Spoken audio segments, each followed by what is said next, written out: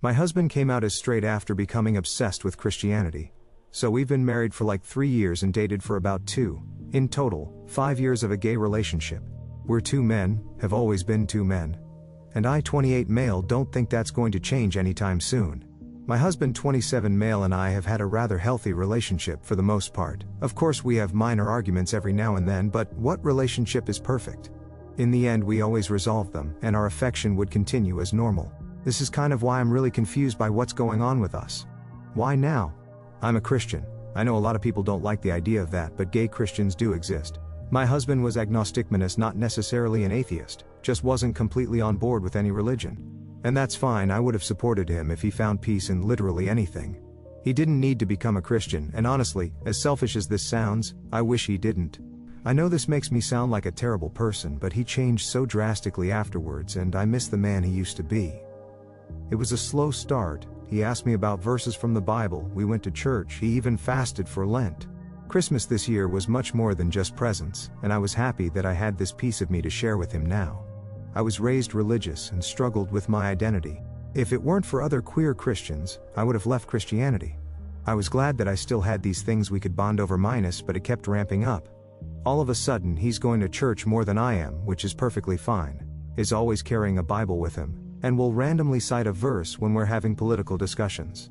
I've noticed his views have started to shift towards the right as well, and recently retweeted someone saying, "Off your body, my choice. You're a twink, women's reproductive rights don't concern you in the slightest." It kept ramping up. He started agreeing with the whole LGB minus the T crowd, and started spewing harmful rhetoric about drag queens as if we aren't friends with a bunch of them. When I told him that drag queens are much less likely to harm children than some pastors, he lost his shit, saying I was a heathen, and that his friends were right. This is the part that caught my attention. What friends? I asked him what he meant by that, and he started backtracking, saying he was tired, and that we should go to bed. I was tired, and arguing didn't seem like it'd do us any good right now, so I put a pin in it, and we got ready for bed. Our room has a bathroom connected, and usually we keep the door open. He takes a shower and makes sure to lock it, which was weird, but I didn't say anything about it. If he wants to set this boundary down, that's fine, but he could at least communicate it, you know? The next day is a Sunday, and he's already out of bed, and I'm assuming at church.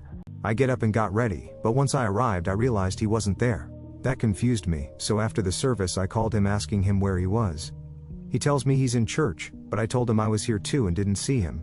He clarifies he means the other. I'm not going to say the denomination because I don't want to cause any arguments. Church. This was news to me, especially because he never brought it up and still carried our Bible.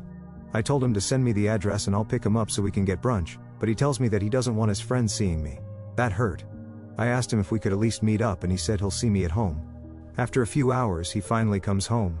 He says we need to talk. I agreed. I wanted to ask him why he didn't want his friends seeing me, and as I opened my mouth to ask the question he said, "I'm straight."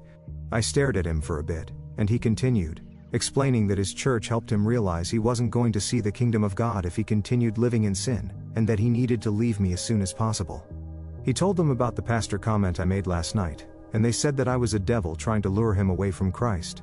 He started repeating a lot of the same rhetoric I heard from other Christians growing up, and it really upset me.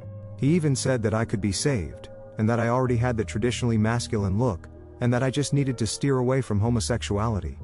I feel like I'm in an alternate reality right now. I'm being told by the love of my life that I'm a devil that needs to return to Christ because I shut down his homophobic rhetoric. My gay husband is being homophobic. I'm sorry, but not once in the 5 years we've been together did he realize he was suddenly straight. It just doesn't work like that. It's not like we're in some other universe where confomo is a thing, right? I told him that he needed to leave, and that we could discuss arrangements afterwards. I still want him, I love him. But I have no idea how he could look at me with a straight face and tell me all of that. He started arguing, saying that he didn't want to leave and that we could be friends, so I told him that I wouldn't be friends with a self-hating queer for the life of me. He packed a bag and left. His location shows he's at some random house I've never been to, but I assume that's one of the churchgoers he's friends with. I don't even know what I'm supposed to do from here. Did I seriously just lose my husband? I don't understand how this could happen. What can I do now? I miss him already. Update. Thank you to everyone who gave me genuine advice on my last post. I'll quickly answer some common questions. No, he does not have a family history of bipolar disorder or any other mental health disorder that would cause sharp changes. No, he isn't cheating on me with one of his church friends. but I will get more into this later. No, he isn't bi, I'm bi, and we've had conversations, and he said he experimented in high school but it wasn't for him. I talked to his family and our friends about the whole thing. I explained we were separating because of his newfound faith and how he's acting. I told them about the shit he said, and they're all worried for me. I don't think that I'm in any sort of danger, honestly. I did talk to my church about this, and they told me that the church he's attending is notorious for this sort of thing. One of them will show up after a service and wait outside. And if someone is walking out alone, they'll come up to them and start chatting. They'll pretend they go here until they've talked to the person enough times to invite them to their church. Apparently he was attending my church even on days where I wasn't, so he was alone a lot. It's really fucking predatory, and it low-key pisses me off that he was enjoying my church and it led to him being taken away from me. I've had limited contact with him in the past few days. He came over last night saying he needed to talk to me. He didn't appreciate me contacting his parents and assured me that he is fine mentally. I wanted to start asking all the questions I've come up with since he left, but I didn't want to overwhelm him. I know he didn't cheat on me because that was the first question I asked. More so, are you leaving me because there's somebody else? His response was that he didn't want to leave me, but living in sin wasn't what he wanted anymore. How did he figure this out, you ask? After grilling him for an explanation, he finally admitted that he tried to cheat. The guy who kept coming to my church and basically recruited him was apparently so attractive that he would listen to anything he said. So he tried to cheat, failed, and went the full 180, and has decided being gay is the ultimate sin. Not the fact that he tried to have an affair. This is actually going to drive me crazy. Finding out he wanted to cheat but didn't is almost worse because it's like, seriously? You tried and got rejected? That's embarrassing as shit for you, and doubly embarrassing for me. I asked him if they knew he was married to a man, and he simply told them I was his gay roommate who turned him, and now that he's straight again, I've gone off the deep end. He's an actual fucking liar. He showed me some Bible verses, ones that were just blatantly different from the ones in mine, and kept trying to convince me that I need to change too. He said that he still cares about me, and wants to be friends. I asked him what about our actual friends, and he said they're too far gone. He just kept talking, and I was done with it.